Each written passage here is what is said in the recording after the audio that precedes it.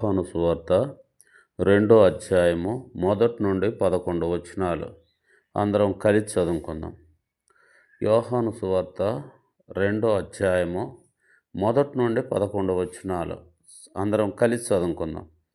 3వ దినమున గలిలయలోని కానా అను ఊరిలో ఒక వివాహం జరిగెను. యేసు తల్లి అక్కడ ఉండెను. యేసును ఆయన శిశువులను వివాహమునకు పిలువబడిరి. ద్రాక్షారసం అయిపోయినప్పుడు యేసు తల్లి వారికి ద్రాక్షారసము లేదని ఆయనతో చెప్పగా, యేసు ఆమెతో, అమ్మా, నాతో నీకేమి? నా సమయము ఇంకనూ రాలేదనెను. ఆయన తల్లి పరిచారికలను చూసి, ఆయన మీతో చెప్పునది చేయుడనెను.